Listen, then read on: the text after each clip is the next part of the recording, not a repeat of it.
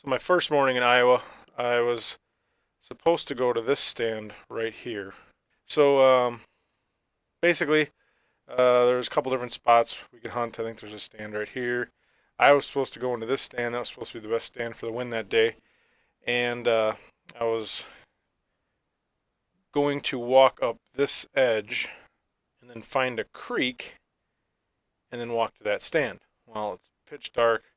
I was running late. Never want to do that on opening morning in Iowa, but so I'm running late, and I get to the creek right here, and I just happened to see this stand. Wasn't even marked, didn't even know it was there. I just look up and I see it, and I know I was on the right property, so I sat in that stand, and as soon as it started getting light out, I seen a doe, nice sized doe right here, and and then a spiker came walking out right in front of me, and he walked up. This is a nice little food plot. I think it had radishes in it. There was a shadow hunter blind right here, and then there was ladder stand here, and I think there was a ladder stand in here somewhere. So, but I walked up here, and then the following pictures are what I got from that ladder stand.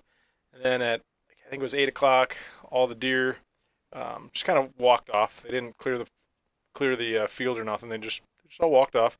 So at about 8 o'clock, I actually snuck up into this stand, and then spent I think 2 hours. I think it was 10 o'clock when I left in this. There's a shadow hunter blind. So the next couple pictures here are what I seen from the ladder stand, and then after I snuck up to the shadow hunter when all the deer left, the pictures that I seen from the shadow hunter.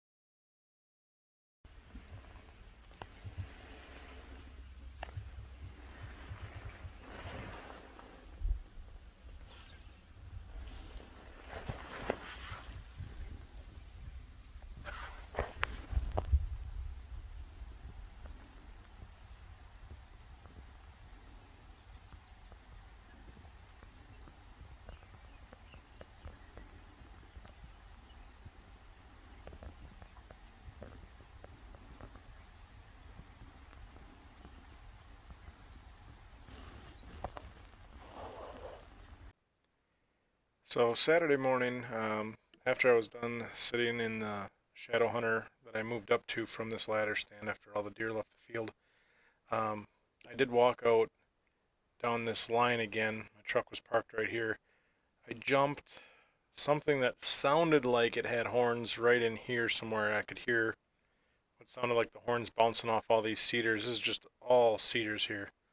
Um, so very thick, and jumped something there, but that was the only thing I heard jump. So got back in the truck. Now in the afternoon, I didn't drive down this road at all. I actually came from the north, and then parked my truck up in here somewhere up in the top field. There's a pretty good slope here, and a hill, so you can't even see the truck from down here. And this is all just kind of native grasses. There was nothing really up there for them to eat. There's some cedars here and some cedars here. That was a different property.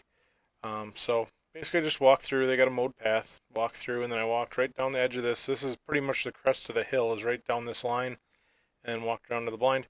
I did jump a doe right here. I don't know if she was coming out or if she was bedded on the edge, but I jumped a doe. She ran down, ran back into here, and then walked down to the stand.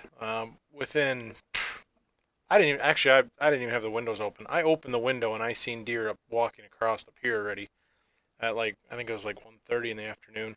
So almost immediately after sitting down, I seen some does walking through, and then it was shortly thereafter.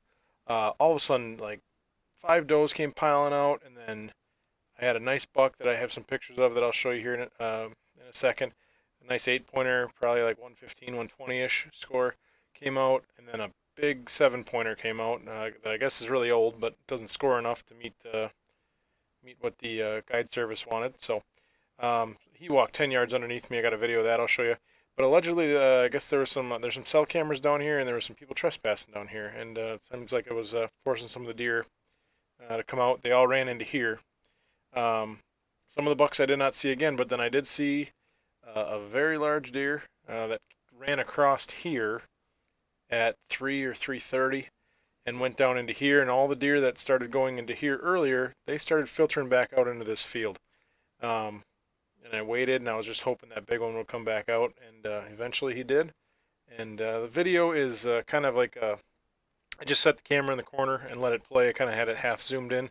Uh, Light was lower, so it is kind of like grainy footage, but I got some arrows on it so you know which buck it is. You can see which one it is in the field. It's just I didn't zoom tight in on it because I was just focused on trying to make sure, number one, that he would meet the qualifications, which is 140 and above.